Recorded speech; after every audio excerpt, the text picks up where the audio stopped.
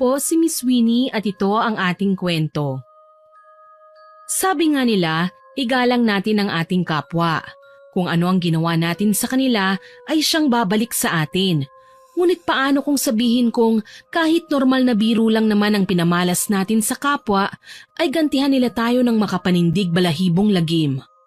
Ang kwentong ito ay isa sa nagpapaalala sa akin na ang lahat ng biro ay may tamang oras at panahon. Mas mahalaga pa rin kung irespeto natin ang kapwa anuman ang kanyang anyo o katayuan sa buhay. Ang kuryosidad din may tamang pagkakataon para tuklasin, hindi yung basta na lang natin aalamin ang isang lihim ng hindi nag-iingat. Ang problema nga lang, nagsimula kasi sa isang dare o hamon ng trahedya. Isang pangyayaring makakapagbago sa mga pinaniniwalaan namin na magdudulot ng sobrang takot sa buo naming pagkatao. Ako nga pala si Chona, 40 years old. Ang kwentong ibabahagi ko ay nangyari noong taong 2011. 26 anyos lang ako noong mga panahong ito. Isa akong teacher sa isang pampublikong paaralan. Hindi ko naman masabing bukid ang aming barangay pero hindi rin ito matatawag na syudad. Basta malapit lang ang aking tahanan sa palengke, barangay hall, kapilya at eskwelahan. Bali 3 taon na akong nagtuturo sa mga grade 6 elementary students. Hindi kalakihan ang aking sahod pero masaya naman dahil nakakapagturo ako sa mga batang anak ng aking mga kaklase noong araw. Dalaga pa ako at wala pang nobyo.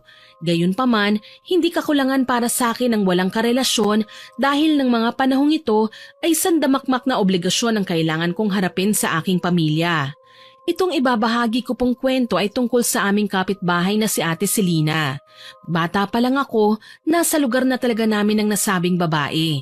Mabait at maaalalahanin. Sa katunayan, madalas niya akong tawagin sa tuwing napapadaan ako sa harapan ng bakuran, kagaya ng hapong yon.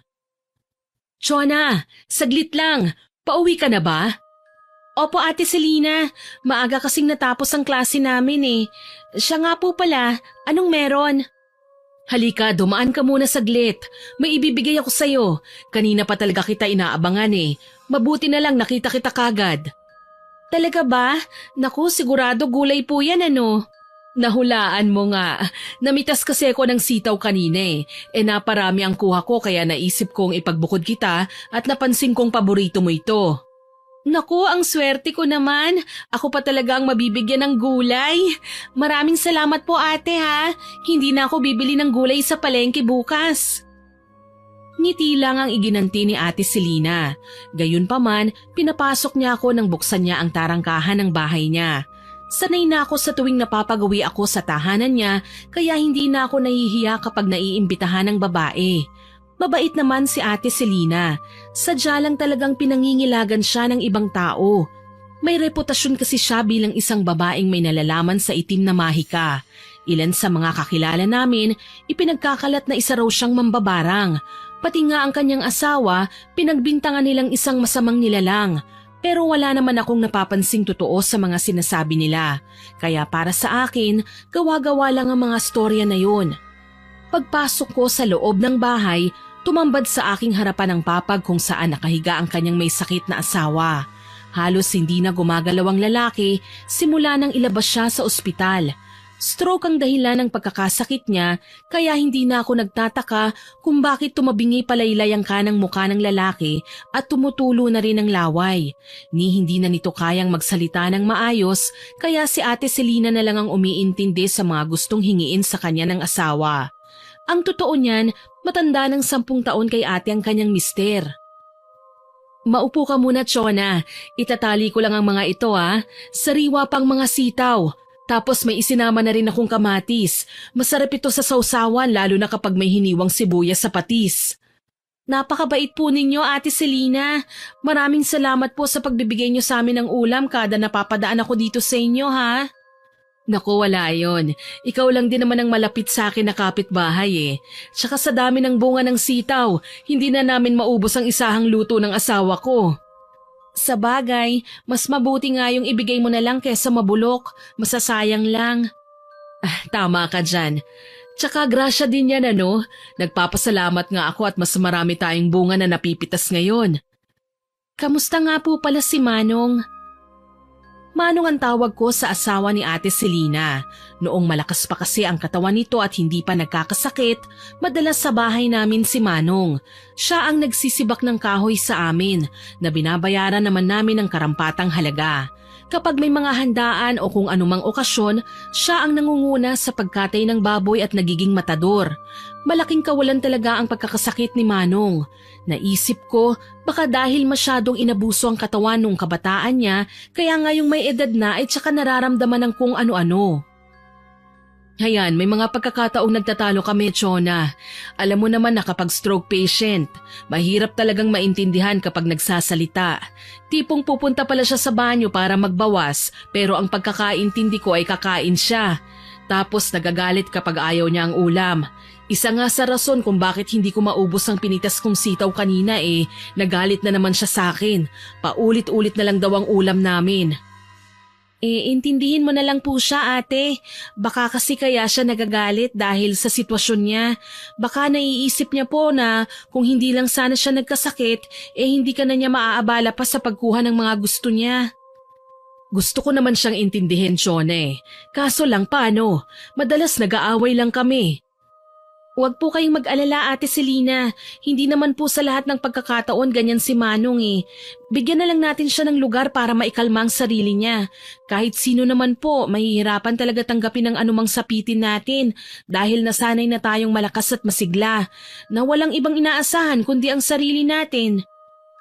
Sa bagay, nasanay ang Manong mo na laging siya lang ang gumagawa, lalo na sa mabibigat na gawain. Baka lang kasi iniisip niya na pabigat siya sa akin.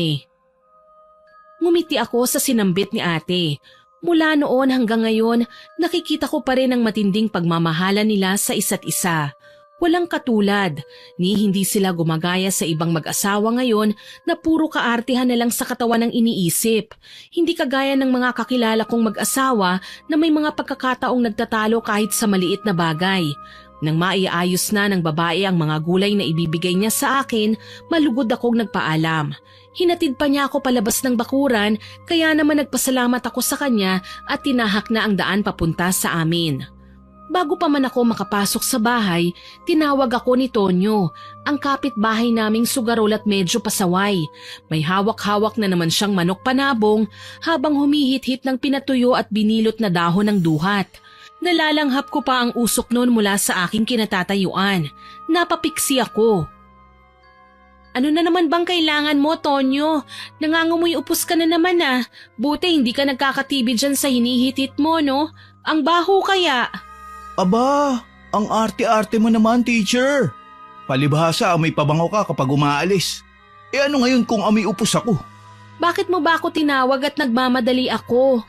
Nakita kasi kita, galing ka sa bahay nila si Lina. Ano, patay na ba ang asawa niya? Joke lang. Gago ka ba? Kung marinig ka nung ginang, naku hindi ka sasantuhin ni ate. Ikaw naman, ang yabang mo porke binigyan ka ng gulay. Para nagbibiro lang Tumahimik ka nga, Tonyo. Sa tingin mo ba magandang biro yon? Magbanat ka ng buto, uy. Ano, balak mo ding hingin ng dala ko? Hindi naman sa ganun. Pero binigay nga lang yan sa'yo, di ba? Kaya dapat namamahagi ka rin sa akin. Bilib din ako sa kapal ng apog mo, Tonyo Ibang klase ka. Diyan ka na nga.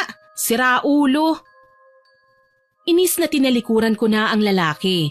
Lagi na lang walang kwenta ang mga pinagsasasabi niya. Aminado naman talaga ako na maloko ang lalaki. Minsan ang mga biro niya, tunay nang nakakasakit. Kung gaano ko kasi kakilala si Ate Selina, ganun din naman si Tonyo. Hindi rin naglalayo ang edad naming dalawa at alam ko ang mga ginagawa niyang katarantaduhan. Minsan na nga siyang napatawag sa principal's office sa salang pamboboso sa teacher namin sa elementarya nung kabataan pa namin. May sinuntok din siyang kaklase at tinusok ng lapis sa mata. Nangopya sa kaklase, pineke ang grades niya sa card at nahuli ng guro kaya nasuspend. Nang magbinata naman, nakahanap ng suntukan sa sayawan, naglasing sa simbahan kaya napingot ni father at nandaya sa sugal nang minsang isa lang niya sa sabong ang kanyang alagang manok. Sa dami ng atraso niya sa lipunan, hindi na ako magtataka kung pati si ate mapagdiskitahan pa niya. Kahit nanininghal siya sa akin, alam kong yun na ang ugali niya. Pero kahit kailan hindi naman siya lumagpas sa limitasyon kagaya ng pambabastos sa akin o pananakit. Talagang pasmado lang ang bibig ng lalaking ito na walang ibang alam gawin kundi ang magkalat ng lagim gamit ang kanyang pananalita. Masakit mang isipin, kababata ako si Tonyo. Kababata lang ha, pero hindi literal na kaibigan. Tsaka ganito na talaga kami mag-uusap. Animo sa sabak sa gera. Kahit papasok na ako sa loob ng aming bahay, napapairap pa rin ako sa labis na inis sa kanya. Hindi siya siniswerte para maging mabait ako sa kanya ha. Tuloy sa ganoong reaksyon ako na abutan ng papasok ding si Tatay Greg na hula ko nang galing sa bukid. Kaagad akong nagmano sa kanya. Mano po, Itay? Kaawaan ka ng Diyos, anak. Bakit nakasimangot ka? Wala po, Itay. Pasensya na po. Naiinis lang po ako kay Tonyo eh. Abay, bakit naman? Hayun, napagtripan na naman po ako. Hihingin ba naman ang bungkus ng sitaw na binigay sa akin ni Ate Selina? Nako, hindi ka na nasanay sa lalaking yan. Likas na pala biro lang si Tonyo, anak. Tay, hindi na po biro ang ginagawa niya sa akin eh. Minsan lumalagpas na siya sa limitasyon niya eh. Hindi na niya matukoy kung anong pinagkaiba ng biro sa insulto. Hayaan mo na lang kasi, anak. Huwag mo na siyang patulan. Kahit kailan, hindi tayo mananalo sa mga taong walang ibang alam gawin kundi ang mang-imbierna ng kapwa. Nagkibit-balikat na lamang ako sa sinabi ni Tatay. Nagmadali ako sa pagbibihis at hinugasan ng sitaw. Niluto ko yon tsaka nagsalang ng kanin. Nakasanayan ko na rin kasing magluto ng hapunan bago ko harapin ang paggawa ng class record. Puring-puri nila Tatay at Nanay ang aking nilutong ulam. Aba, kuwang-kuha mo ng timpla ng gulay na pangkarinderya, anak. Si Tatay talaga ng bola pa. Ganyan din naman po ang timplada nyo, hindi ba? Oo nga. Nakuha mo na ang timpla ng gulay na kadalasan ay niluluto ko. Paano, Tay? Pwede na po ba? Oo, anak. Pwede nang mag-asawa.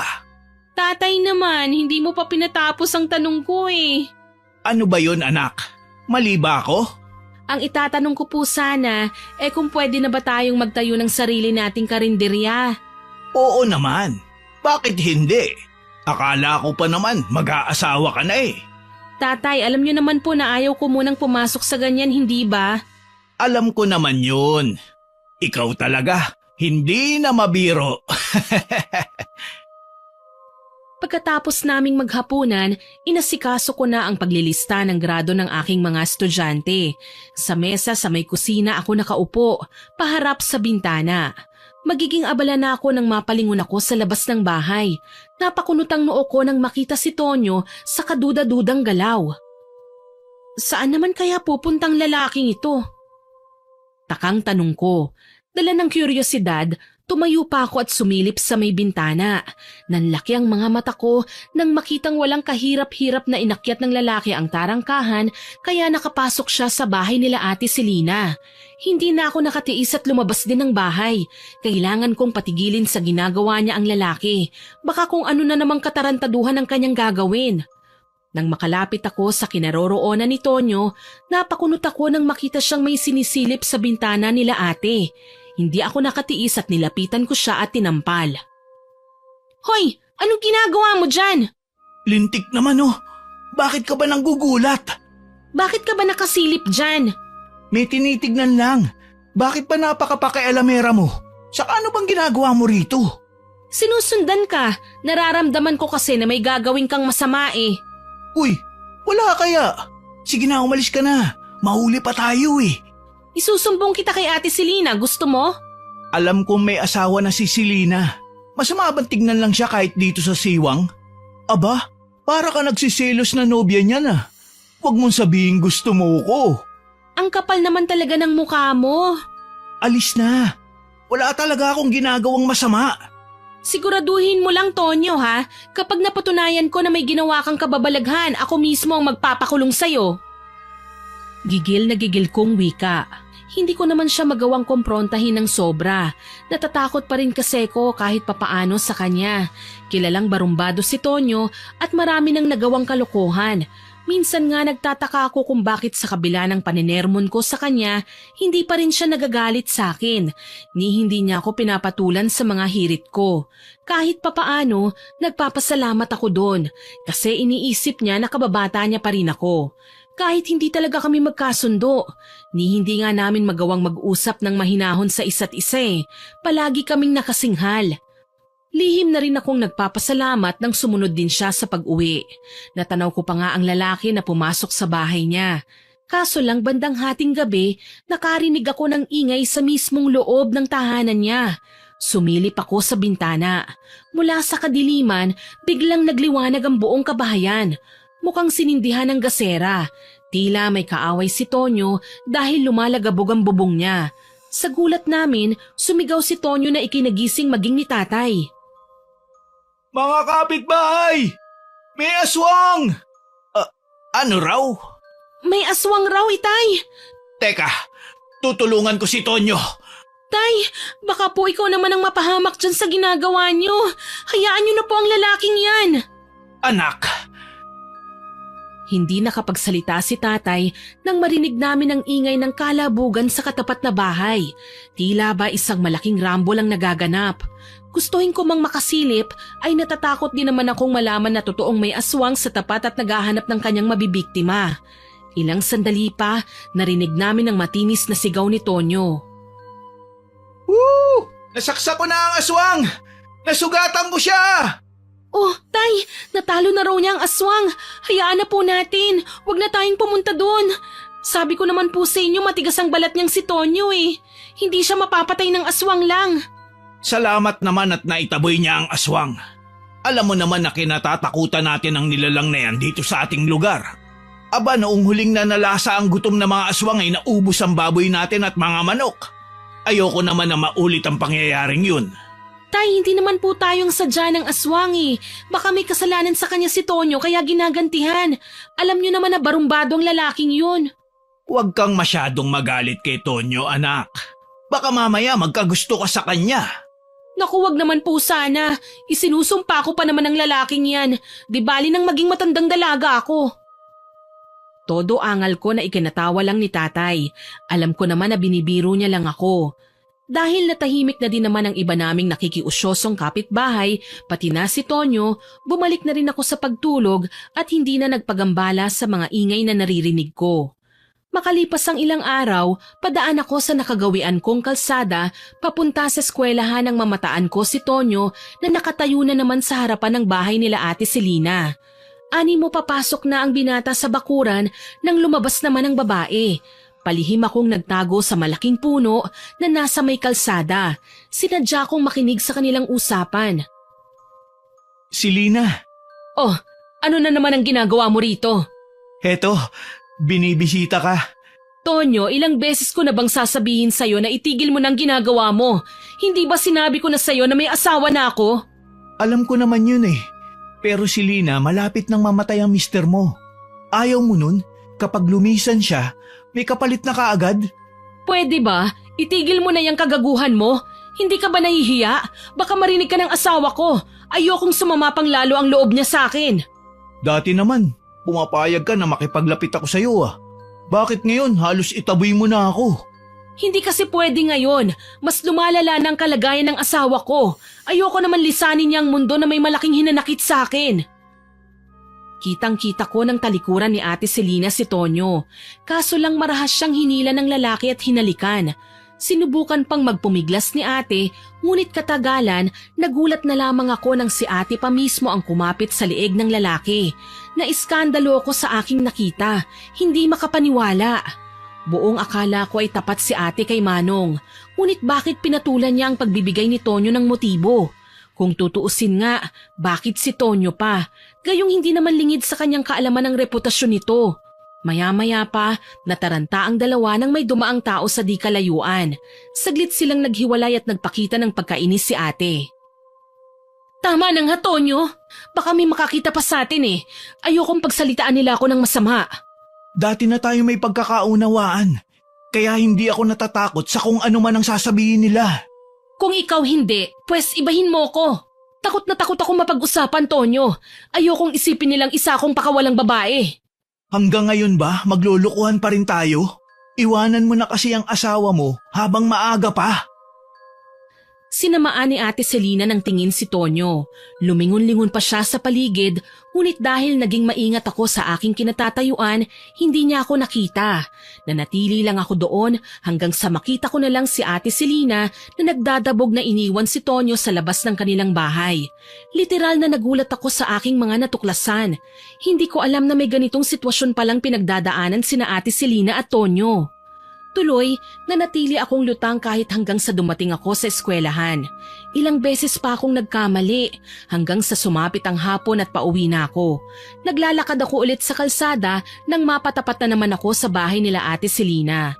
Nasa bakuran ng babae at inaayos ang mga halaman niyang bulaklak. Muling bumalik sa aking alaala ang mga narinig ko kanina. "Chona, maaga ka yata ngayon." Opo ate. Maaga din kasing natapos ang mga activities namin eh. Mabuti naman kung ganon. Ate, pwede ba kitang makausap? Tungkol saan? Tungkol po kay Tonyo. Tungkol kay Tonyo? Ano naman ang tungkol sa kanya? Nakita ko po kayo kanina ate. Hindi nakasagot sa tinuran ko si Ate Selina. Saglit siyang natulala. Maya-maya pa, nakita kong pumatak isa-isa ang mga luha niya sa pisngi. Nakita niyang nakatitig ako sa kanya, kaya dali-dali niyang pinunasan yon. Sige, hindi ko na itatanggi. Si Tonyo ang unang lalaking minahal ko, pero ayaw sa kanya ng mga magulang ko. Hindi raw kami bagay. Alam mo naman kung anong klaseng tao si Tonyo, hindi ba? Bakit ate? Bakit ngayon niyo lang ginawa yan? Ngayon pa talagang may asawa ka na? Mabait si Manong ate, alam mo yun. Alam ko yun, Shona. Pero nahihirapan akong tanggihan si Tonyo eh. Nadadarang ako sa tukso. Hindi ako makatanggi sa bawat haplos niya at pati na rin ang pakikiusap niya. Payong kapatid lang po ate ha. Habang maaga pa, layuan mo na si Tonyo. Iwasan mo na siya bilang respeto na rin sa asawa mo. Susubukan ko, Shona. Pero kapag talagang lumapit siya sa akin, pasensyahan na lang tayo. Huwag mong subukan ate. Gawin mo. Magagawa ko lang yun kung tutulungan mo ko. Muli akong napatingin kay Ate Selina. Mukhang sincere naman siya sa kanyang sinabi. Pumayag na lamang ako para kahit papano makadistansya siya sa lalaki. Ipinangako ko sa kanya na tutulungan ko siya sa abot ng aking makakaya. Kaya naman kapag napapansin kong papalapit si Tonyo sa bakuran ng bahay nila Ate Selina, hinaharang ko kagad siya. Saan ka pupunta, Tonyo? May dadalawin ako. Kung si Ate Selina yan, wala siyang sakit. Isa pa, ayaw ka raw niyang makita ngayon. Kaya kung pwede, umuwi ka na. Ano? Seryoso ka ba, Chona? Guardia ka ba ni Selina? Hindi, pero nakiusap siya sa akin bilang gusto niya na ng katahimikan sa relasyon nila ni Manong. Lubayan mo na nga raw siya. Sinamaan ako ng tingin ni Tonyo. Hindi ko na lang din siya pinansin at iniwan ko na siya. Mas marami pa akong mahalagang gagawin kesa sa pakikipagtalo sa kanya. Basta ang mahalaga sa akin, nagawa kong ilayo si Ate Selina sa pagbibigay ni Tonyo ng motibo. Kinaumagahan, umalis ako papuntang eskwelahan. Kailangan kong mauna sa aking mga estudyante ngayon dahil may exam akong ibibigay sa kanila. Kagaya ng dati na daanan ko na naman si Tonyo sa bakuran ng bahay niya. Kaharap ang kanyang manok panabong. Napairap ako nang mapalingon siya sa akin. Chona! Psst! Huy! Aba! Hindi ka na namamansin ha? Chona! Ano ba? Ang aga pa pero ang ingay mo na ha. Nababaliw ka na ba? Bakit ba ang suplada mo? Binibwisit mo ako eh. Bakit ba kasi ang dami mong tanong? Nakakairita ka na eh. Alam mo, hindi ko maintindihan kung bakit matanda na ang piniling asawa ni Selina. Maganda naman siya. May katawan, maputi at makinis. Mas bagay naman kaming dalawa eh. Ano naman ang problema mo sa matatanda? Alam mo, Tonyo, huwag ka nalang mag-isip ng kung anong kababalaghan tungkol sa mag-asawa, ha? Mabait si Ate Selina, hindi kagaya mo. Wala naman akong sinabing hindi siya mabait. Ang gusto ko lang, iwanan niya na ang pabigat niyang asawa. Tutal naman, isang bulate na lang ang hindi pa nakakaperma sa kanya at sasakabilang buhay na. Wala ka talagang modo. Magbago ka na para hindi ka karmahin. Ano ba kasi ang napag-usapan niyo at ayaw mo kong palapitin sa kanya? Ayaw na raw niyang magkasala sa asawa niya, kaya sana layuan mo na raw siya. Hindi ko magagawa yun, uy. Ako lang ang lalaking pwede para sa kanya. Wala nang iba. Ewan ko sa'yo, ang hirap mong makaintindi. Tinalikuran ko na si Tonyo at nagmamadali na akong umalis. Gusto kong isumpa ang lalaki nang sa pagdaan ko sa bahay nila Ate Selena, narinig kong pumapalahaw ang babae. Galit ko siyang nilingon. Anong ginawa mo? Nagpunta ka ba rito kanina? Ano? Wala akong kinalaman dyan. Wala akong ginawa. Alam kong gago ka, pero sana wag ka nang magsinungaling. Anong ginawa mo? Wala nga. Hindi pa kami nagkikita ulit ni Selena.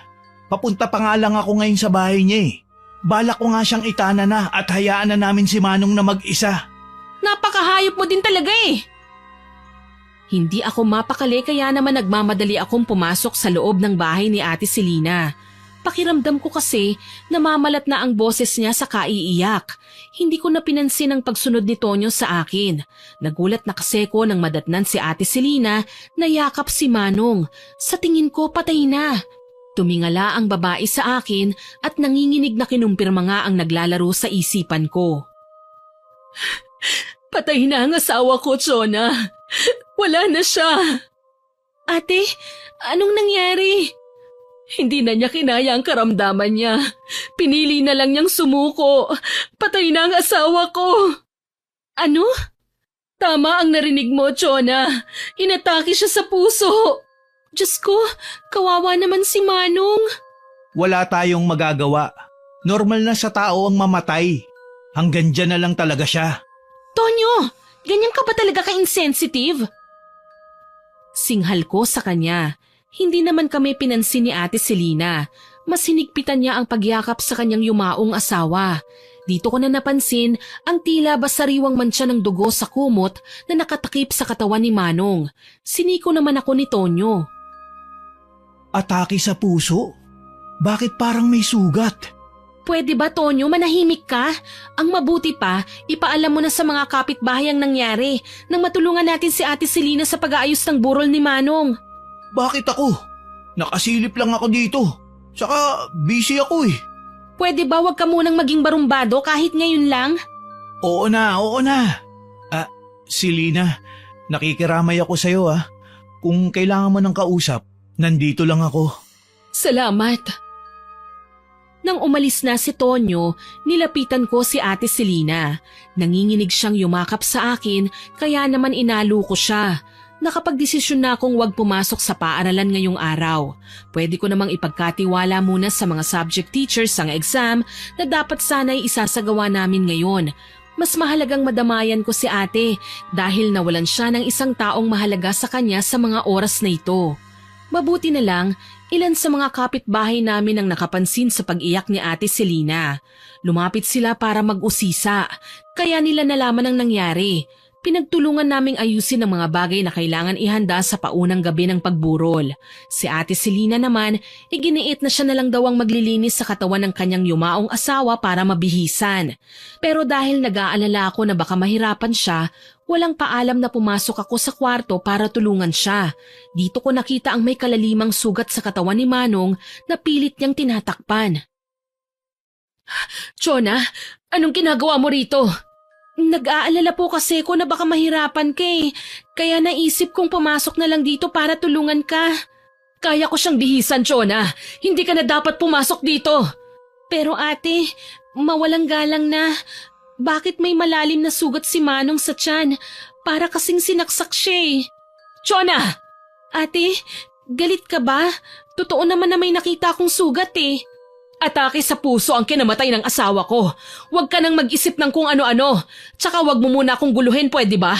Kung gusto mo talagang makatulong, dun ka sa labas. Ayusin mo ang mga upuan at isang gabi lang nating paglalamayan ng aking asawa. Bukas na bukas kailangan siyang ipalibing. Pero ate, nasa labas si chairman eh. Lumapit na raw sila sa LGU para hinga ng libreng kabaong si Manong. Kailangan nga lang na maimbalsa mo. Sambit ko sa kanya pero nagmatigas si Ate Selena. Siya naman daw ang asawa kaya siya ang magdedesisyon kung ano ang gagawin niya sa bangkay ng yumao. Wala kaming nagawa ng mga kabaryo niya kung hindi ang pagbigyan ng kahilingan niya. Tutal bukas na bukas din naman daw kagad ililibing si Manong. Nagulat lang ako sa biglang pagbabago ng pakikitungo niya sa akin. Mistula siyang naging malamig at walang reaksyon sa tuwing nakikipag-usap sa akin. Bandang gabi, may mangilan-ngilan namang nakilamay. Sa tansya ko nasa 5. Walang naglalaro ng baraha kagaya ng nakagawian. Yung 5 nakiramay, sina tatay at nanay lang, tapos ang 2 kaanak ni Manong. Ako ang literal na ika-5. Gusto ko man na malungkot, pinigilan ko ang aking sarili. Naawa ko kay Manong Sa dami ng magagandang bagay na ginawa niya sa mga kakilala niya, ni wala man lang nagpasalamat sa kanya kahit sa pamamagitan lang ng pagdalaw sa burol niya. Yung mga nakiusisa kaninang umaga, tumulong nga kanina pero hindi na bumalik kinagabihan. Kahit papaano, ipinadala naman ni chairman ng ataol kaya may paghihimlayan na si Manong. Nakakakilabot lang kasi alam ko naman po na normal nang magkaroon ng nakasinding kandila ang patay pero sa dinami-dami ng kandila, bakit kulay itim pang sinindihan niya? Dito ko na nilapitan si Ate Selina. Ate, magpahinga ka na muna. Ako nang bahala sa mga nakikipaglamay. Hindi, dito lang ako.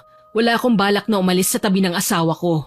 Pero ate, tingin ko nga sa'yo, kagabi ka pa walang tulog Sabi ko naman sa'yong hayaan mo lang ako, hindi ba? Hindi ko kasi kayang tignan ka sa ganyang sitwasyon. Dapat sa'yo may karamay, hindi ganito. Yung ibang tao, hayaan mo sila. Wala naman akong pakialam, kahit pa hindi nila ako samahang ihatid sa huling hantungan ng asawa ko. Ayos na ako sa ganito. Ate, wala ka bang ibang kandila? Para kasing ang sama ng kulay ng kandilang sinindihan mo Itim na kandila lang ang kaya kong ialay sa asawa ko. Ito ang magiging liwanag niya at gabay sa pagpunta niya sa kanyang patutunguhan. Sabi kasi ng tatay, ang itim na kandila ay ginagamit lang sa pangungulam o pambabarang. Bakit kayo naniniwala sa mga pamahiin na yan? Baka nakakalimutan mo. Nasa taong 2011 na tayo. New millennium na. Panahon na sa paglabas ng mga makabagong bagay.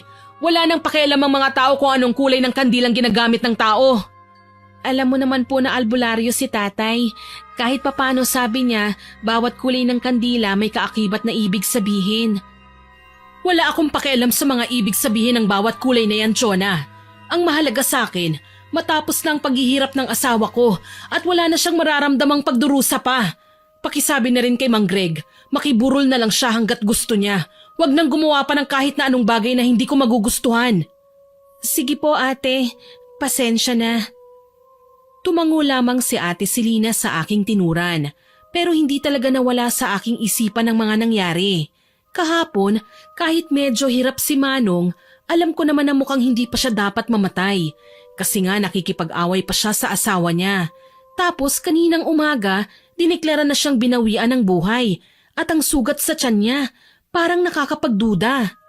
Lumabas ako ng bahay ni Ate Selina para magpahangin. Pero hindi ko inaasahan na makikita ko doon si Tonyo. Gaya ng nakagawian, may hinihit-hit na naman siyang tabako na gawa sa pinatuyong dahon ng duhat. Wala ka na bang ibang alam na hit-hitin kundi ang mabahong dahon na yan? Ano? Ayaw mo sa amoy nito? Aba, ibinibenta kaya sa tindahan to. 4 na binilot, 5 piso. Kahit sabihin mo pang piso ang isa, nakamamatay pa rin ang paninigarilyo. Madali naman akong kausap, Chona. Gagawa ako ng ibang bisyo. Ano, game? Anong bisyo na naman ang pagbabalingan mo sa ngayon? Lalandiin ko si Selina. Nababaliw ka na rin talaga, no? Pwede ba, gumawa ka ng ibang bisyo? Huwag mong pagdiskitahan si ate. Namatayan na nga Sus, parang hindi ka na nasanay sa akin, Chona. Sige na, pustahan tayo. Wala pang 1 buwan, mapapaibig ko yang si Selina. Kapag nanalo ko, magbabayad ka sa akin ng 1,000. Kapag ako naman ang natalo, ako magbibigay sa'yo ng 1,000. Ewan ko sa'yo, gago ka. Tama lang na namatay si Manong. Bakit mo naman nasabi yon? Duda ako sa pagkatao niya Natatandaan mo ba yung nangyari sa akin ilang araw na ang nakaraan? Yung inatake ka kamo ng aswang sa bahay mo? Ano naman ang tungkol doon? Nakakapagtaka lang kasi. Parang may koneksyon sa aswang si Manong Paano mo naman nasabi yan? Natatandaan ko. Nasaksak ko sa bandang tiyan ng aswang. Kagaya ng saksak na meron si Manong. Sinasabi mo bang aswang ang asawa ni Ate Selina? Parang ganun na nga. Itigil mo nga yung kahibangan na yan. Baka isipin ni Ate Selena kinukutsa mo ang asawa niya kahit patay na. Hindi naman sa kinukutya. Nagpapasalamat nga ako na pumanaw na ang lalaking yun eh. Masusulo ko na si Selena. Ni minsan, hindi sumagi sa aking isipan na seryosohin ni Tonyo ang mga pinag-uusapan namin. Para kasing nakikipaglaro lang ang lalaki eh. Sa dami ng kalokohang ginawa niya, alam kong mahirap na siyang paniwalaan. Buti na lang talaga, nilubayan na niya ako kahit papano. Ni hindi man lang siya nakiramay sa namatayan. Umuwi lang sa bahay niya na parang hindi niya kakilala si Ate Selena. Sa muling pagpasok ko sa loob, nakasalubong ko si tatay at nanay. Napakunot noo ko nang may sabihin siya sa akin. Tay, bakit lumabas kayo ni nanay? Gusto daw niya ng tahimik na sandali kasama ang asawa niya, anak. Hindi ko man lang siya nabalaan na kailangan niya ng may kasama. Ang mga bangkay na kagaya ng kanyang asawa, kailangan binabantayan dahil posibleng pag-interesan ng mga aswang. Ang weirdo po kasi ni Ate Selena ngayon eh. Kanina itim na kandila, tapos eto naman, balak niya tayong paalisin lahat. Naninibago ko sa kanya eh, para ding laging galit. Hayaan na lang natin, anak. Ganyan talaga ang mga nagluluksa. Masakit nga namang mawalan ng mahal sa buhay. Pagbigyan na lang natin. Bukas, bumalik na lang tayo. Mabuti pa nga, umuwi na po tayo, itay, inay. Wika ko sa kanila. Hindi na ako nagpaalam pa kay Ate Selena. Tingin ko kasi sa kanya, ayaw niyang magpaistorbo. Kahit papaano, nasabi ko na lang na pumanaw man si Manong, alam kong hindi na siya mapapagod at masasaktan saan man siya naroroon. Tuluyan na siyang makakapagpahinga. Madaling araw pa lang ay gumising na kaming mag-anak. Naghanda para sa paghahatid namin kay Manong sa huling hantungan. Alam ko sa mga oras na ito, pagod si Ate Selena dahil wala siyang pinaiwan sa bahay niya. Sigurado ko na nagsisisi ang babae dahil pinauwi niya kami kagabi. Kaso lang, gusto kong bawiin ang sinabi ko nang sa gitna ng may kadilimang kalsada, may namataan ako. Isang bulto ng babaeng may hila-hilang kariton. Nang papalapit na siya sa tapat ng aming bahay, napasinghap ako sabay tawag kay tatay. Itay, tignan niyo po! Bakit, anak? Si Ate Selena po! Mahabaging Panginoon! Bulalas ni tatay. Sabay naming sinilip si Ate Selena na hila-hila ang kabaong ng kanyang asawa. Nakatali ang kabaong at ito ay sapilitang hinihila ng babae. Halata sa kanyang muka ang hirap at lungkot pero sa halip na tulungan siya ay hindi namin nagawa. Naunahan kami ng takot eh. Ni hindi kami nakagalaw kahit lumagpas na ang babae sa aming bahay. Mukhang nawala na sa sarili si Selena. Nakakatakot naman. Tama nga ang hinala ko, anak. Alam naman natin na matagal na siyang pinapangalan ng mambabarang dito sa ating lugar. Mukhang ngayon ay mapapatunayan na talaga natin. Pero tay, mabait si Ate Selena. Alam niyo naman na madalas pa nga akong pumunta sa bahay nila eh. Wala naman akong napapansing kakaiba. Wala nga. Pero mahilig sa pagpapanggap ang mga mambabarang.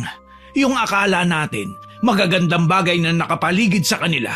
Puro kasinungalingan, hindi totoo. Bakit niyo naman po nasabi yan, itay? Matagal na nating kakilala si Ate Selena. Naobserbahan ko siya, anak. Sa ilang oras nating paglalagi kahapon sa loob ng bahay niya, may mga ilang detalye kong napansin. Tinanong ko si tatay kung anong klaseng detalye ba ang nakita niya kay Ate Selena. Curious din kasi kong malaman eh. Kaso lang kahit nakalagpas na sa aming harapan si ate, ay wala pa rin siyang nasasabi. Tuloy, nagpapaumanhing iniwan ko si tatay. Palihim kong sinundan si ate. Sa tingin ko, ililibing niyang mag-isang kanyang asawa. At tama nga ang aking hinala. Nasa isang sementeryo malapit sa aming lugar si Ate Selena. Habang tumatagal, pakiwari ko, mas nagiging magaang na ang paghila niya ng kabaong. Hindi ko mawari kung nasanay na lang siya sa paghila o kung may laman ba talaga ito. Nagulat pa ako nang pagpasok ko sa sementeryo, isang kamay na marahas na humila sa akin at nagtakip ng bibig ko para pigilan ang pagsigaw ko. Huwag ka maingay, ma'am. Tonyo, gago kang punyeta ka. Tinakot mo ko. Akala ko totoong nasa panganib ang buhay ko. Aba, hindi ka naman milyonarya para i-hostage, no? Ano bang ginagawa mo rito? Teka lang, ako nga dapat nagtatanong yan sa'yo eh. Anong ginagawa mo rito? Naghahanap buhay, malamang. Nanlaki ang aking mga mata nang makita ang kalansay na nasa bukas na kabaong. Kinilabutan ako dahil tsaka ko palang nalanghap ang amoy na naaagnas na hinukay na labi. Nang huhusgang nilingon ko si Tonyo. Walang yaka? Patay na nga pinagnanakawan mo pa? Teka, sandali lang. Nananakit ka na eh. Alam mo kasi, kailangan na natin maging mautak at madiskarte sa panahon ngayon. Sabi mo nga, di ba? Patay na. Aanhin pa nila mga to. Hindi naman nila madadala sa kabilang buhay. Alam mo, napakagago mo talaga. Magbanat ka ng buto sa maayos na paraan. Huwag kang ganyan, Tonyo. Ang dami mo nang atraso sa lipunan. Tapos ngayon dadagdagan mo na naman? Alam mo, kababata akong teacher. Wala ka naman dapat na pakialaman kung magnakaw man ako dito. Kasi oras na isumbong mo ko, sasabihin ko na pinaghatian natin ng mga ninakaw ko dito. Kaya makukulong ka din. Umasta ka na lang na walang alam, ha? Nako, sana multuhin ka na. Sa totoo lang napagod ako makipagtalo kay Tonyo, lalo na't nagmamadali pa naman ako. Kaya kahit alam kong marami pa akong dapat na ilitanya sa kanya, pinili ko na lang manahimik at iwanan siya. Mas kailangan kong malaman kung ano ba ang ginawa ni Ate Selena sa bangkay ng asawa niya. Pagdating sa isang tahimik na parte ng sementeryo, natanaw ko si ate na tahimik na naghuhukay. Mababaw lang ang hukay na ginawa niya at maliit lang. Sigurado ako na hindi magkakasya ang kabaong na kinahihimlayan ni Manong. Maya-maya pa, binuksan na nga niya ang kabaong na siyang sumagot sa mga katanungan sa isipan ko. Walang laman ang himlayang kahon. Sa halip, isang maliit na bilugang kahong kalahati sa laki ng karton ng sapatos ang kinuha niya. Ano naman kaya ang ginagawa ni Ate Selena? Ano ang nasa loob ng karton? Bakit wala sa kabaong ang katawan ni Manong? Tanong ko sa aking sarili. Muli ko siyang pinagmasdan at nakitang nagsindi ng itim na kandila tsaka nagdasal sa harapan ng inilibing na munting bilugang kahon. Saglit pa akong napalingon nang makitang sumunod pala si Tonyo sa akin. Inilalagay pa niya sa bagang mga alahas na ninakaw niya sa patay. Teka, anong ginagawa ni Selena? Hindi ko alam. Pwede ba manahimik ka muna? Mahuhuli tayo rito eh. Ikaw lang naman ang nag-iingay dyan eh. Talagang papatulan mo pang mga salita ko, ano? Tahimik! Oo na, tatahimik na. Pero yung pustahan natin ha, huwag mong kakalimutan. Sumang-ayon ba ako ha? Hindi naman nababaliw ka na yata eh. Napakamot ng ulo si Tonyo. Pareho na kaming natahimik nang makita si Ate Selena na umalis matapos tabunan ng lupa ang pinaglibingan doon sa kahon. Iniwan pa ang kabaong doon na animoy wala nang pakinabang sa kanya. Nang mawala na nga ang babae sa aming kinaroroonan, dali-dali kong nilapitan ang lugar na yon. Wala sa sariling kinalkal ang kalalagay lang na kahon sa ilalim. Jonah, ano bang ginagawa mo? Hindi ka ba nagtataka kung anong nilibing niya dito? Kailangan natin yung makita. Mas baliw ka pa pala sa akin eh. Tumahimik ka kung ayaw mong sayo ko gamitin ang palang to. Para kang hindi teacher ah. Nakakaimbierna ka na eh. Hindi ba pwedeng tulungan mo na lang ako? Wala sa wisyong tinanggal ko ang nakasinding itim na kandila. Nang makuha nga namin ng kahon, napansin kong medyo basa ang laman nun. Malansa at malamig, kaya naman binuksan ko ito. Nagsisisigaw ako sa takot at hindi sinasadyang naitapon ang kahon sa lupa. Kumalat ang laman nun na maging si Tonyo ay napaatras. Puso ng tao. Ayokong manghula, pero galing ba yan sa katawan ni Manong? Puso ba niya yan? Nasiraan na yata ng baitang Selena ko ah. Hindi bale, gagamutin ko ang sugatang puso niya. Nababaliw ka na ba? Hindi ka ba natatakot? Baka si Ate Selena lang ang humugot niyan mula sa katawan ni Manong. Bakit niya naman gagawin yun? Ano? Naging aswang na siya? Nag-iisip ka bang talaga? Kung aswang na si Ate Selena, dapat sana wala na siyang nililibing dito. Kinain na lang niya. Ang mabuti pa, kumilos na ako. Ligawan ko na si Selena. Ipinaikot ko ang aking mga mata at iniwan si Tonyo. Bahala na siya kung ano ang naisip niyang gawin. Basta ako, tahimik lang at aaktong walang nakita. Kaso lang pagdating ko sa bahay, nagsimula nang sumama ang pakiramdam ko. Naupo ako sa kawayang papag at nilapitan kagad ni tatay. Anak, ayos ka lang ba? Bakit parang namumutla ka? Masama po kasi ang pakiramdam ko, tay. Patingin nga. Abay, teka. Mainit ang noo mo. Halika. Inumin mo yung tiyaan na ginawa ko at baka mawala din yan. Baka nga po, itay. Wika ko tsaka nagtungo sa kusina at naupo sa upuan paharap sa mesa. Pinagmasdan ko si tatay na naglalagay ng tsaa sa tasa. Umuusok pa yun mula sa takuri. Nang makapagsalin ay iniabot ito ni tatay sa akin. Mas lalong naging malabo ang aking paningin. Maya-maya pa, sinubukan kong tumayo kaso sobrang nahihilo talaga ako. Kaya naman hindi ko na nagawa pang kontrolin ang sarili ko at dali-dali akong natumba. Kulat na inalalayan ako ni tatay. Anak, ano bang nangyayari sa'yo? Nahihilo po ako, itay. Tanging nasabi ko at nagdilim na ang lahat sa akin. Hindi ko alam kung gaano katagal akong nawalan ng malay.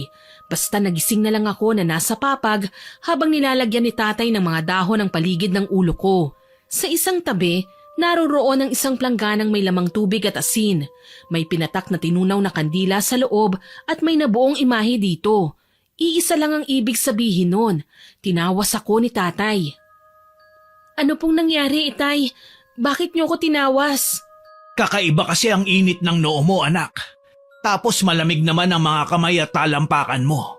Kaya sinubukan kong tawasin ka para malaman kung ano ba ang nangyayari sa'yo. Ano po ang nakita niyo? Si Selena, anak. May kinalaman siya sa pagkakasakit mo. Ano po? Pero bakit? Wala naman akong ginawang kasalanan sa kanya. May mahalaga siyang bagay na iniwan sa sementeryo tapos kinuha mo. Wala kang kaalam-alam na may orasyon ng mga nasabing bagay kaya ka nagkasakit. Sabihin mo, anak, ano ba talaga ang ginawa ni Selena sa sementeryo? Bakit kinailangan niyang ilibing ng mag-isa ang asawa niya? Itay, pasensya na po kung ngayon ko lang nasabi ito. Pero wala po siyang nilibing. Totoong hinihila niya ang kabaong pero wala itong laman. Ano po bang nangyayari kay Ate Selena, itay? Nababaliw na ba siya? Kailangan niya ba ng tulong? Hindi niya kailangan ng tulong, anak. Talagang sinadya niya yun sa natatanging ritual na kailangan niyang gawin. Alam ko kung anong ginagawa niya. Balak niyang buhayin ang asawa niya sa pamamagitan ng pagtanggal ng sarili nitong puso at paglilibing sa sementeryo. Pero hindi yun nagtatapos dun, anak. Maghahanap si Selena ng mabibiktima niyang lalaki, lalo na yung nagpapakita sa kanya ng interes. Yun ang papatayin niya para makuha din ang puso ng lalaking yun at maipalit niya sa tinanggal niyang puso ng asawa niya. Ano? Sigurado ka, itay? Oo, anak. Sigurado ko. Kaya kailangan mong mag-ingat. Sa tingin ko, nilamon ng kakayahan niya mambarang si Selena. Nilamon siya ng puot at kalungkutan. Kaya talagang maghahanap siya ng paraan para maibalik ang asawa niya. Kahit ang kapalit pa nun ay mag-alay siya ng panibagong buhay at maggawad ng sumpa. Mas lalong kinilabutan ako sa mga sinabi ni tatay. Sa taglay na kabaitan ni Ate Selena, hindi ko akalaing kaya niya palang maging ganito, yung maging kinatatakutang babae nang dahil lang sa kakayahan niya. Naipangako ko tuloy sa aking sarili na aalamin ang nangyari sa kanya. Nagbabakasakali ako na makatulong. Hindi naging lihim sa amin ang ginawang paglapit-lapit ni Tonyo kay Ate Selena. Naisip ko, marahil gusto niya talaga ang babae at dinadaan lang niya sa biro ang lahat. Kamamatay lang din kasi ng asawa nito eh. Napansin ko naman na ine-entertain ni Ate Selena si Tonyo. Isang araw, padaan ako sa bahay ng byuda nang makasalubong ko si Tonyo. Ngiting aso ang lalaki nang mapatingin siya sa akin. Chona, ihanda mo na ang 1,000 mo ha. Malapit na akong manalo. Kung sampalin kaya kita ng barya, hindi nga ako pumayag, di ba? Huwag mo nga akong inaabala at may trabaho pa ako. Ang arte nito. Maarte talaga ako, kaya kung pwede ha, huwag mo akong idadamay dyan sa kalokohan mo. Angil ko at saka muli siyang iniwan. Nakaramdam lang ako ng katiwasayan nang nasa eskwelahan na ako, Miss Winnie. Wala kasing Tonyo na nambibwisit sa akin. Hindi ko rin gaanong naiisip si Ate Selena na sa katagalan ay nagiging weirdo na sa paningin ko. Kahit papaano, nakapag-focus ako dahil na rin sa kakulitan ng aking mga estudyante. Ngunit pagsapit ng hapon, habang naglalakad pa uwi sa bahay, napansin kong bukas ang pinto ng tahanan ni Ate Selina.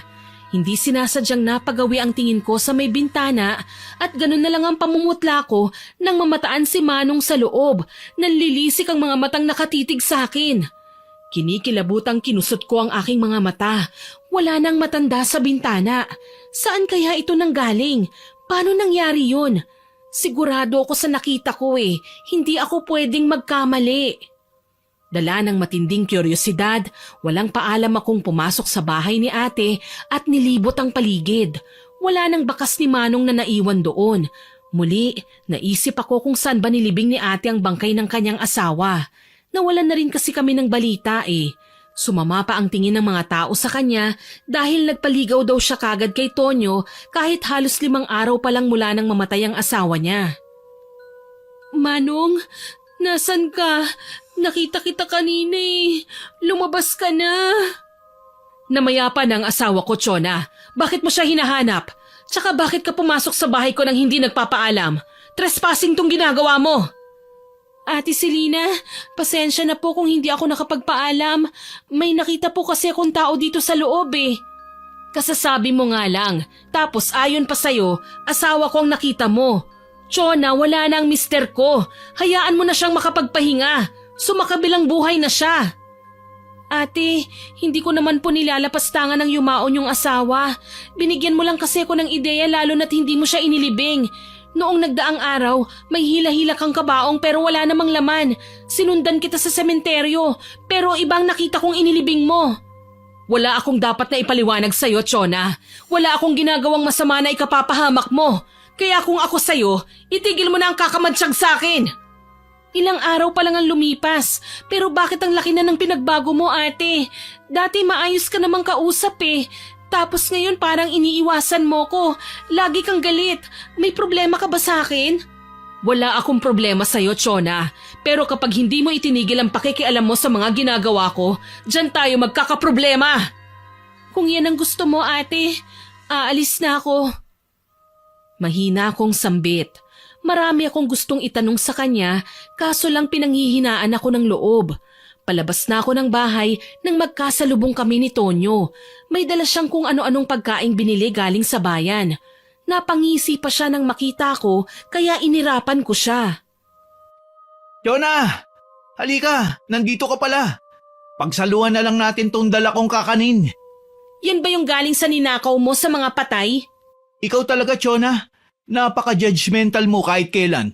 Sinabi ko naman na sa'yo na hindi na nila ito mapapakinabangan, hindi ba? Kaya ibigay na lang nila sa mahirap na kagaya ko. Masama pa rin yun. Huwag kang mag-alala. Hindi sasakitan siyan mo rito. Huwag mo na siyang yayain, Tonyo. Uuwi na si Chona. Marami pa raw siyang gagawin eh. Hindi ba, Chona? Alam ko naman na sinasabi niya lang yun dahil gusto niya na akong umalis na. Ni hindi man lang siya nahiya sa akin nang harapin niya at tratuhin ng maayos ang barumbadong si Tonyo. Sa huli, napagpasyahan kong sang-ayunan na lang ang kanyang sinabi. Tama ka, ate. May mahalaga pa akong gagawin. Sa susunod na lang. Sige, kung ayaw mo, edi wag. Magsisisi ka na hindi mo kami pinaunlakan. Tonyo, akala ko ba gusto mong tayong dalawa lang? Oo naman. Kaya nga natuwa na lang ako na aalis na si Chona eh. Ano ba kasi ang mga dala mo? Kakanin para sa'yo. Hindi ba't gusto mo to? Pwede kitang subuan. Mabubusog ba tayo dyan? Oo naman. Pero syempre, mas masarap to kapag nagsusubuan tayong dalawa. Gusto ko yan. Kailangan ko nang umalis. Salamat sa pagdalaw, Chona. Buong kaplastik ang wika ni Ate Selina sa akin. Palihim na lang akong umismed at umalis na. Hindi na lang niya sinabing kusa akong pumasok doon nang walang paalam. Bakit kailangan pa niyang magsinungaling at umastang mabait sa harap ng barumbadong si Tonyo? Sa dami ng katanungan sa isip ko, mas nangibabaw ang pagdududa. Nakapagtataka lang kasi na parang welcome na welcome sa bahay niya si Tonyo, gayong alam naman ni ate na tarantado ang lalaking yun. Sa madaling salita, maraming alam na kalokohan. Maraming ginagawang kagaguhan. Muling sumagi sa aking isipan ang sinabi ni tatay tungkol sa pag-aalay at sumpa. Pagdating sa bahay, naabutan ko si tatay na may ginagawa sa silid kung saan nakalagay ang kanyang mga gamit sa pag-aalbularyo. Narinig ko ang pag-usal niya ng mga lengguaheng hindi ko maintindihan. Kaya bilang respeto, hinintay ko na muna siyang matapos bago ko nagsalita. Tay, para saan po yung ginagawa niyo? Umuusal ako ng proteksyon, anak. Laban sa mga hindi nakikitang orasyon ng mambabarang. Kailangan natin magkaroon ng ganito para hindi kagad tayo tablan. Talaga po bang delikado tayo sa mga kamay ni Ate Selina, itay? Oo, anak. Hindi tayo dapat makampante. Mag-iingat tayo. Kahit papaano, nawala naman ang aking takot dahil sa sinabi niya. Hindi nga lang maganda ang kutob ko kay Tonyo. Malakas ang pakiramdam ko na baka siya naman ang pagdidiskitahan ni Ate Selina at malamang balak niya itong biktimahin. Tuloy, nagpa siya akong lumabas ng bahay. Balak ko lang sana ay magpahinga sa bakuran, kaso lang nakatuwaan kong maglakad-lakad sa kalsada. Hindi ko na malayang nakarating na pala ako sa harapan ng bahay ni Ate Selina. Naririnig ko pa ang hagik-hikan ng dalawa mula sa loob. Hindi mapakaling sumilip ako at nanlaki ang mga mata ko sa nakita. Naghahalikan ng dalawang lapastangang nilalang sa ibabaw ng mesa. Nakakagigil ka, Selina. Ang bango mo. Ang kinis ng balat mo. Dumudula sa kamay ko. Tonyo naman kalma ka lang. Nakikiliti ako. Bakit? Ayaw mo ba? Siyempre gusto. Di wag ka nang mahiya. Sige na, maghubad ka na. Bakit ako? Ikaw ang dapat gumawa nun Kapag hinayaan mo ko, siguradong sisigaw ka sa gagawin ko. Talaga ba? Naningkit ang mga mata ko nang makitang sinisibasib ng halik ni Tonyo ang leeg ni Ate Selina. Halos ibaon na ng lalaki ang mukha niya pababa sa dibdib ng babae. Tuloy, ako ang nailang sa kanilang kahalayan. Pinili kong tumalikod para sana umalis na pero mas nangibabaw ang halinghing ni Ate Selina. Kinikilabutan ako sa kanya. Paano niya naaatim na makipaglandian sa iba?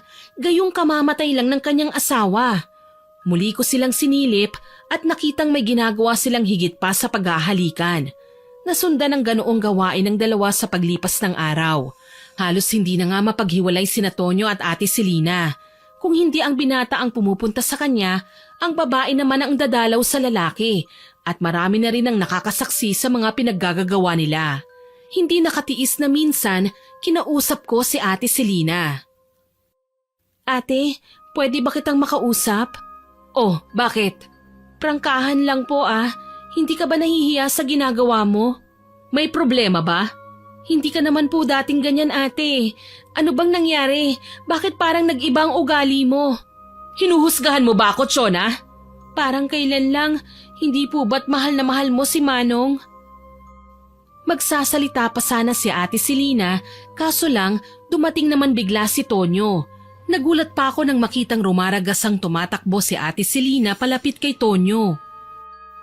Ang aga mo naman, Tonyo, mahal. Abay, oo naman. Para sa'yo, palagi ako maaga. Anong pinag-uusapan niyo ni Chona? Tungkol sa kababuyan yung dalawa, Tonyo. Kababuyan talaga? Hindi ba pwedeng maging masaya ka na lang para sa aming dalawa? Ano bang gusto nyo? Suportahan ko pa ang pagiging lapastangan nyo? Hayaan mo na nga kami, Chona. Wala ka nang magagawa. Magbibigay ka sa akin ng naaayon sa pustahan natin. Hindi ako nagsalita matapos niya akong pagtawanan. Dala ng matinding inis ay hinayaan ko na sila hanggang sa tuluyan ko na ngang mapagpasyahan na dumistansya sa kanila. Mas lumawig pa ang relasyon ng dalawa, lantaran ng naglalambingan sa harap ng maraming tao.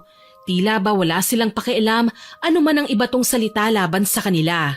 Hanggang sa isang araw, nakasalubong ko si Tonyo na naglalakad ng mag-isa sa kalsada. Matamlay at namumutla. Animo lutang at wala sa kanyang sarili. Sinubukan ko siyang kausapin pero animo'y hindi niya ako naririnig. Biglang bumilis ang mga hakbang niya, papunta sa bahay ni Ate Selina kung saan nagulat ako nang makitang nakadungaw na pala doon ang babae. Tonyo, ano bang nangyayari sa'yo? Halika na, Tonyo! Oo, Oras na. Wala na tayong dapat pang sayangin. nariyan na. Sinundan ko na lamang ng tingin ng lalaki hanggang sa makarating siya sa bahay ng babaeng byuda. Naningkit pa ang aking mga mata na tila robot na sunod-sunuran si Tonyo kay Ate Selina. Mabilis akong tumalikod at hindi na sila pinansin. Alam ko naman na wala pa ring epekto sa kanilang aking mga sasabihin eh. Kinagabihan, abala ko sa pagtatrabaho nang magulat ako sa narinig na malakas na ungol mula sa bahay ni Tonyo. Dala ng kuryosidad, nagpa siya akong lumabas ng bakuran at silipin siya sa bahay niya. Nadatnan ko si Tonyo sa may sala, umuungol at nahihirapang gumalaw. Natataranta akong lumapit sa kanya pero nanatili lang akong nakatayo sa may pintuan. Hoy Tonyo! Anong ginagawa mo dyan? Anong nangyayari sa'yo? Tulungan mo ako, Jonah. Ang sakit na mga braso at binti ko. Ano? Hindi ko alam kung anong gagawin ko. Wisit naman oh. Tulungan mo na kasi ko. Teka, ang mabuti pa, tatawagin ko lang si tatay. Bilisan mo. Masakit na ang katawan ko. Kinakabahang tinalikuran ko si Tonyo at kaagad akong nagtungo sa aming bahay. Tinawag ko si tatay na nagtataka namang sinalubong ako sa may pinto. Puno ng pagtataka ang kanyang muka. Anak, ano ba nangyayari sa'yo? Bakit ka sumisigaw? Itay, kailangan po kasi ni Tonyo ng tulong eh. Hindi ko po alam kung anong nangyayari sa kanya. Ang hirap ipaliwanag. Sige. Kukunin ko lang ang mga gamit ko at pupuntahan natin kaagad si Tonyo. Kanina pa po siya sumisigaw. Nakakatakot ang itsura niya. Parang binabaluktot ang mga kamay at balikat niya. Mangyak-ngyak kong wika. Hindi naman sa nag-aalala ko kay Tonyo, kaso lang, noon lang ako nakakita ng ganong klasing sakit, kung saan nagagawa pang umungol ng isang tao kahit animoy pinipilipit na ang kanyang mga braso at binti. Kung ako lang yun, baka nagsisisigaw na ako sa sakit. Lumabas ako ng bahay ng lalaki at hindi na inabangan pa ang mga nangyayari. Basta alam kong nahihirapan sa mga oras na yun si Tonyo dahil nga naririnig ko ang sigaw at pagmamakaawa niya. Para mabawasan ng kahit konti ang aking kaba, pinili ko na lamang na maglakad-lakad hanggang sa maisipan kong puntahan si Ate Selina. Tutal naman alam na ng lahat na may namamagitan sa kanila, siguradong mag-aalala ang byuda kapag nalaman niya ang paghihirap na dinaranas ngayon ng kalaguyo niya. Hindi ko inaasahan ang tagpong makikita ko nang walang paalam akong pumasok sa bahay niya. Nadatnan kong nakaupo sa pabilog na guhit sa sahig si Ate Selina, nagdarasal at animoy umuusal ng hindi namin maintindihang orasyon. Diyos ko, hindi kaya... Babalik ang buhay mo, mahal ko.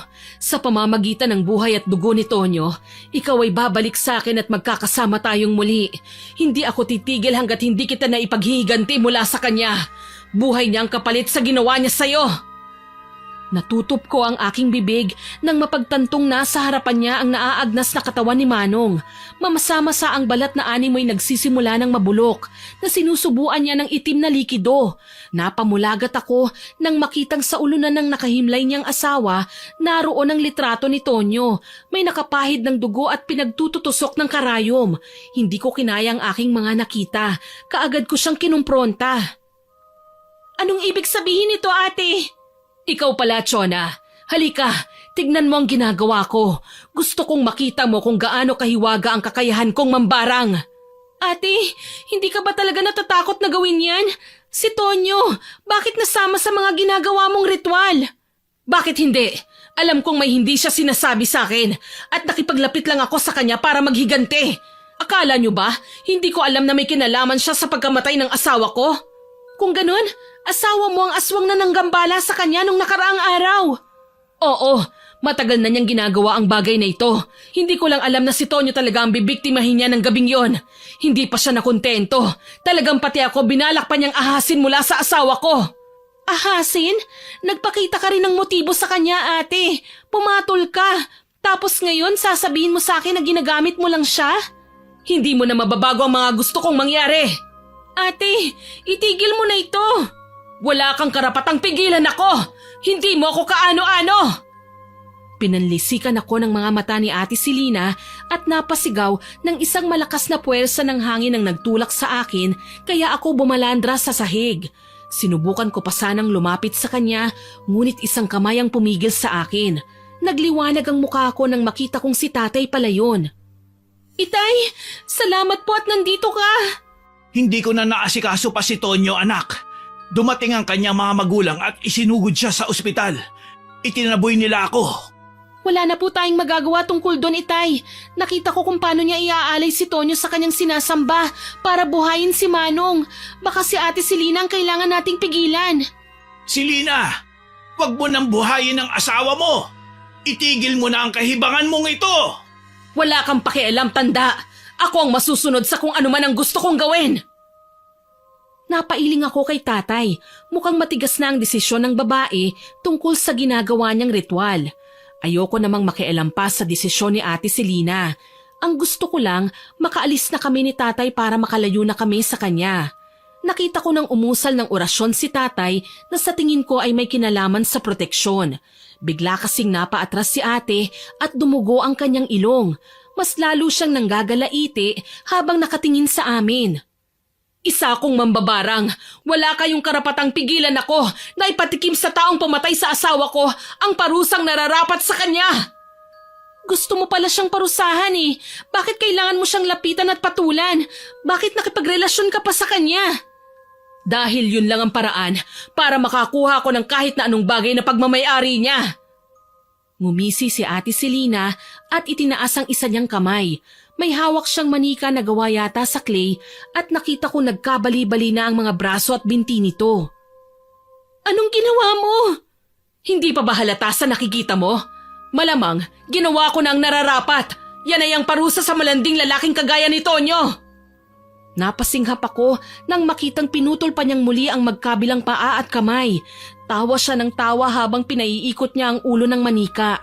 Hindi pa siya nakontento. Maging ang magkabilang braso ng manika ay tinanggal niya rin. Yumuko ako nang makita ang malakas na tawa ni ate na kalaunan ay naging mahinang hagulgol. Napasalampak siya sa lupa at paulit-ulit na lang na binabanggit ang pangalan ng kanyang yumaong asawa. Bakit ganun, ate? Sabi mo inatake sa puso ang asawa mo. Nagpumilit pa akong sabihin sa'yo na may nakita akong sugat sa katawan niya, pero nagmatigas ka at sinabi mo sa akin na mali ako. Pagpapanggap lang ang lahat, Chona. Nung una, ginusto kong patulan ng pakikipaglapit sa akin ni Tonyo. Pero nang malaman ko na siya pala ang nakasaksak sa asawa ko, wala na akong ibang ginusto kundi ang maghiganti. Bastos mang pakinggan, hinayaan ko siyang ipatikim ang sarap na hinahanap niya. Nang sa huli ay pwede ko siyang pagdusahin. Minahal ko noon si Tonyo, pero hindi niya ikinatuwa ang pagkakaroon ko ng asawa. Maraming paraan para makaiwas ka sa kanya, ate. Isa pa si Manong. Buong akala namin nakaratay siya sa kama, pero bakit nagagawa niyang manggambala sa gabi? Siya ang nagbabayad sa kasalanan ng pagiging isang mambabarang ko, kaya wala akong magawa kundi hayaan siya. Kapag hindi ko yun ginawa, ako ang mamamatay. Pero dahil sa taglay naming kakayahan, isa pa rin pala sa aming dalawang mapapahamak. Magbago ka na, ate. Alam kong masakit ang mawalan ng mahal sa buhay. Pero hindi dito nagtatapos ang lahat. Bumangon ka at patawarin ang sarili mo. Kalimutan mo na ang paggamit ng itim na mahika. Mabuti kang tao, ate. Huwag mong hayaang masira yun ang bulong ng kasamaan. Nakita kong ibinaba ni Ate Selena ang manika kasabay ang pag-ihip ng malamig na hangin. Si tatay naman, maingat na umatras habang hila niya ako. Mahina niyang sinabi sa akin na iwanan na muna namin si ate at kailangan nitong pakalmahin ang sarili ng mag-isa. Pagdating namin ni tatay sa bahay, nabalitaan naman namin mula kay nanay na pumanaw na raw si Tonyo. Walang natira sa mga braso at binti nito.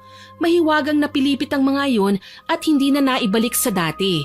Kung ano-anong findings at dahilan ng pagkamatay ang ipinaliwanag ng doktor. Pero alam kong hindi nila nahulaan ang tunay na dahilan ng kamatayan ng aming kapitbahay. Alam mo, Iha, mas mainam kung hayaan na lang natin na isipin ng mga tao na namatay si Tonyo sa isang malubhang karamdaman. Huwag na nating ipahula sa mga tao ang tunay na nangyari. Siguro ito ang paraan ni Selena para maningil. Siguro nga po, itay. Pero kahit papaano, naawa ako kay Tonyo. Kahit pasaway at matigas ang ulo ng lalaking yun, nagsisinghalan man kami, naging kababata ko pa rin siya. Si Tonyo nga lang ang kaaway ko dito sa lugar natin eh. Kahit barumbado ang lalaking yun, ni minsan hindi niya ako ginawa ng masama. Ganyan talaga, anak. May mga bagay tayong hindi inaasahan na nangyayari. Ipagdarasal ko na lang po ang kaluluwa niya, Itay, nang matahimik na siya at hindi na magambala pa. Iyon naman talaga ang dapat. Saka alam ko, nagsisisi na si Selena sa nagawa niya ngayon. Gaano man kagusto ng pamilya ni Tonyo na kasuhan ng babae, wala silang sapat na ebidensya para ipakulong si Selena. Walang nakukulong sa pambabarang. Alam mo yan. Tama po, Itay. Tsaka kahit gawin pa nating masama sa mga mata ng ibang tao si Ate Selena, malinaw naman na ginawa lang niyang bagay na yun dahil sa pagmamahal niya sa kanyang asawa. Huwag kang mag-alala. Mabait si Selena. Ano man ang nagawa niyang kasalanan, alam kong hindi niya na ito uulitin sa'yo. Wika ni tatay sa akin, kaya naman napatango ako. Sa dami ng mga nangyari, alam kong marami kaming natutunang aral. Pinakamahalaga, respeto sa kapwa, lalo na sa mga taong nagmamahal sa kanilang kapwa. Sa ginawa ni Tonyo na panggugulo kina Ate Selena at Manong, hindi man nasira ang relasyon ng dalawa ay nagkahiwalay naman dahil sa isang trahedya. Tanging dasal ko lang, huwag sanang mapunta sa impyerno ang kaluluwa ni Tonyo. Hanggang dito na lamang po. More power po sa inyong channel at God bless. Sana po ay nagustuhan nyo ang aking ibinahaging kwento. Pero bago ko po tapusin ito, hindi ito makukumpleto ng walang shoutout sa mga masusugid nating listeners.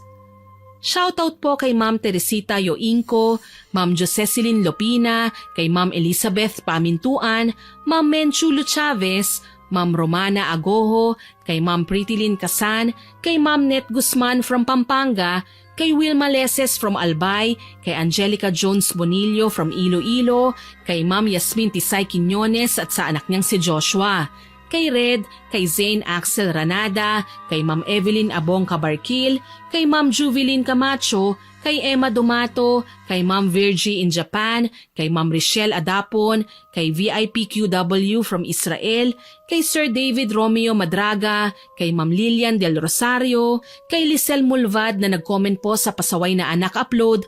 Ang sabi po niya, walang magandang maidudulot ang walang galang sa magulang. Salamat po sa comment, Ma'am.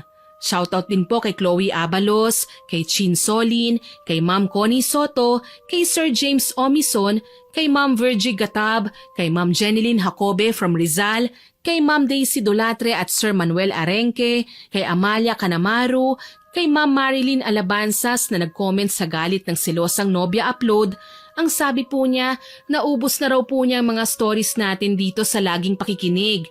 Nako, salamat po, Ma'am. Continuous naman po ang upload natin kaya antabayanan nyo na lang po.